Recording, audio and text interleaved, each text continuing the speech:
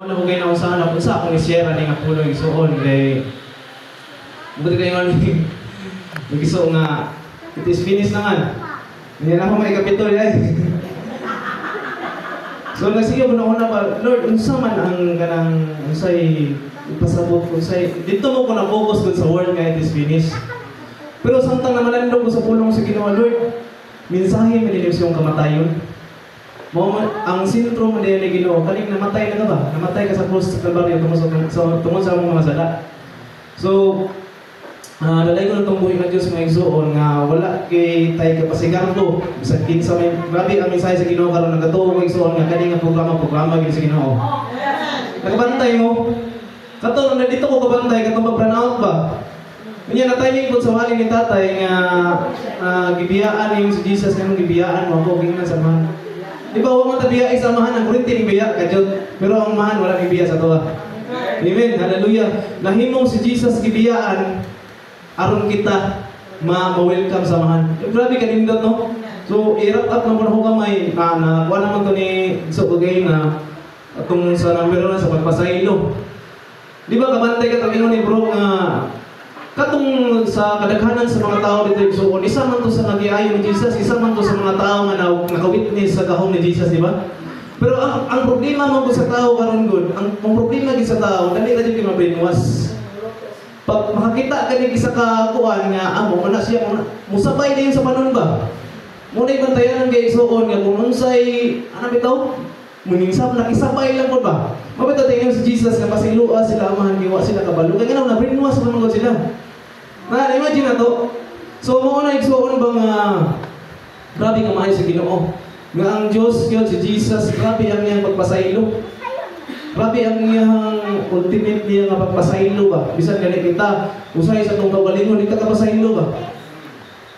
Ang Ginoo nagpasaylo na sa mga sala usahay kita kahian nga itaw pasaylo sa mga galingon nga kaingon ka grabe mo din ako kung mga sala oy di ko ngay pasaylo mo sa Ginoo pero di ko pasaylo sa mga galingon ana usahay pero igsoon nung luminga si Jesus 2000 na katoy nga labay siya mo'y nagpasaylo ka sa Dios igsoon. So linga na kada kung gugma sa Ginoo niya sa ikaduha katong acceptance di-accept sa katong isa ka kauban ni Jesus nga ginansa nga although siya kriminal pero iyang gi-confess pa. Although wa man yun niya nakauban na nakita niyo sa English ba irony ba? Di ba katong kriminal wa man to nakikuban kan Jesus, di ba? Yung naunaan wala man to nga nakuban man siya. Pero sa diyang naana siya sa cross, aktual na anong siya man ang niingon nga wa pa ka mahadlok, nakini siya wa man isada. Di ba siya mismo? So dili ta makahukom sa tao. So dili ta maka-judge sa tao. So although sulti ta sa pulong sa Ginoo kay man atong baragan gyud. Pero dili ta mo hukom sa mga isig tao sumala ra pud sa standard sa pagbalingon. So ang standard nato igsoon ang pulong sa Dios. So ikaduha katong gugma sa inahan I believe igsoon nganong nalapitan tong nanay ginaagi toy dulot nga mensahe alam na tong tanan igsoon. Dios kay makalimot sa tong ginikanan sa men wala kita hindi kita exist na tanan. Masaya bitaw maanad na ta ba natural na lang ka. Ani anak mo gid sa mong pamilya magsinikahay mo gid mi anak mo gid mi nga kanang natural man pero igsoon na to kalimtan nga ang gugma gid ang maghari. Kunya ning relate to tabang tatay nagsunod gid sila ba? Nagsunod gid sila ka tatay mo. Ang mensahe sa igsoon si Jesus gibiyaan sa Dios. Gibiyaan sa samahan. Nga nakapunta na si Jesus nga nung gibiyaan mo ako. Pero igsoon si Jesus nga imong gibiyaan sa mga aron kita ma-welcome nga sa kingarian. Amen? So kung na-relate na ko ba? Na-relate yun ako kaning duha gyud katong sa bugma sa inahan o kaning ikaduha katong nangyayari si Jesus nga nung gibiyaan mo ako atong sa amahan ko. Nag-relate sa buha dito sa Isaiah 49 kung natanang dakitan katong igsoon. Isaiah 49 versikulo 14 hangtod sa 15. Nag-ingon ang pulong sa Dios. Apan ang Sion giingon, gibiyaan na ako sa Ginoo, nalimot na siya kanako. Usahay, di ka na atong mindset pa. Wala na yun. Gibiyaan ako sa Ginoo. Niya pa kuman, yun siya. Busa ang Ginoo mitubag, makalimot pa ang usa ka inahan sa iyang anak na masuso. Dili ba niya mahalo ng iyang anak? Apan bisan pag malimot ang inahan sa iyang anak, ako dili gayon malimot kanimo. Amen. Grabe, igsoon mo. Kaya ka ba? Although anong nasulti to ni Jesus, igsoon kang Maria, kaya nga naman. Ang gugma sa ginikanan igsoon, ang gugma sa inahan, usa ka reflection sa gugma sa Dios diya kanimo. Di ba atong na-imagine anong gisulti mo to ni Jesus? Unsay significance sa to igsoon nganong gilakbitan niya ang pagkainahan ni Maria. Ngayon naman, ang gugma sa Dios igsoon, ang gugma sa inahan igsoon nga dili gyud lubiya, although ang amahan mo higugma mo siyang anak pero lahi din sa inahan. So ang gugma sa inahan igsoon reflection na sa gugma sa Dios diya kanato. Hallelujah. Dili basta-basta ba? So mo na nga sa ikalima si Jesus giuhaw. Atong inumduman igsoon kung ato lang yun kung sa lapitan nato ba. Si Jesus naging siya ang ginatawag physical gid nga body. Diyos man siya, yung tatay, Diyos gid siya, pero nagpakatao siya. Aron na doon na siya dugo pa ulo, pero nalang siya sa espiritu. Pero igsoon nga nung niingon mas si Jesus, unsay significance sa pag-iuhaw siya. Kaya nga naman doon, si Jesus, ang yawa mong yun, in the first place, ang yawa, di gusto sa yawa mamatay si Jesus. Diba? Gigamit niya si Pedro. Kabantay mo, nagibabagan ni Pedro si Jesus, na diliutan ang itabo Ginoo. Sige mo ni Jesus, paawa sa katabungan sa tanas. Ano man, ang yawa, dili siya gusto mamatay si Jesus. Kabantay mo? Si Jesus giuhaw. Igsoon kung atong tanawon igsoon ang significance sa suka, sa unang panahon na kanang suka mangod ginatawag na siya antidote or kanang mura bitaw kamantay man ang mapakan buyog or maikutan mo. Butang ira nag suka, di ba? Dili kina siya ka ngulngul ba. So kaning suka igsoon mura na siya antidote para ang tao mudugay pagid siya ba. So kung mainom to niya igsoon, nay posibilidad nga magdugay pagid siya kay kanang mangod ang manhon mangod igsoon nga torture. Sweeto kay na sila. Gilansang si Jesus ito sa cross sa Kalbaryo pero naato sila point so nato point sa ilang kamot nga ig-unto nila nga ang tao magantos gyud. Nga bisan pag moawas ang dugo, naa sila pattern ba nga ang tao gyud magantos gyud ora magidula sa kamatayon ba. Ya si Jesus sa dihan guhaw na siya.